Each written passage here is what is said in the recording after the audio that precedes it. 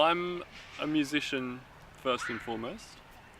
I write music, teach music, sell CDs, play as a session musician, produce other people's records, and recently I've started making content for social media out of all that, and that's kind of where my filmmaking comes in.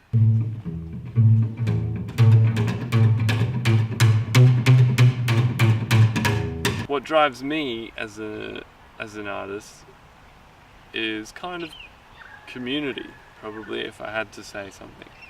And as a result, I write songs that I like to think are easily singable, so that people can clap and stomp along and join me as when I'm on stage, which is like the greatest thrill I've ever felt, is when people can, be with you and sing along and join you in music, and especially when it's your own.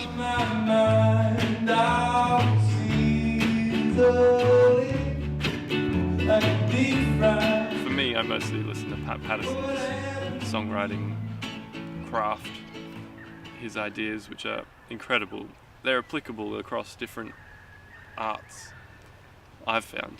Well, I use them in everything anyway. So ideas of like stability and instability and creating expectation and breaking it.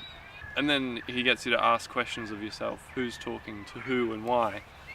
And if you're not answering those questions appropriately, or at least in a way that serves the song or that serves the art, then there's room to improve. And if not improve, at least play. It's me trying to write songs that mean something and can connect to an audience. Again, to use a Pat Patterson phrase, by turning the film score on in their head by using lots of sense-bound language. So talking about the way the breeze feels on your skin, how it sends ripples across your body. And me, as Ayden Roberts, writing original music, I want it to be about that connection and community. You might build from, say, a click track that's got the pulse, the tempo, then guitar, voice. That would be like a guide track. So I work on that plane, so that's kind of where I sit. And then either in recording or in preparing with a band for a show, you put in these other elements. And these elements serve, aesthetically, or like, obviously you want it to be orally pleasing.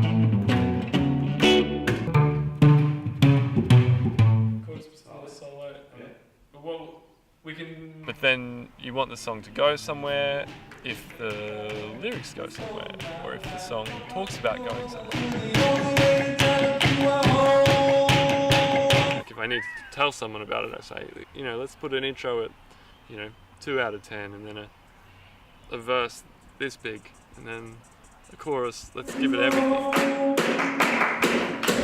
Use the same 2 chords and just treat it with these layers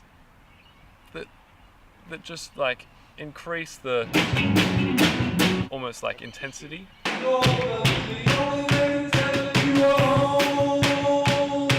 Then the next layer is how you kind of treat that.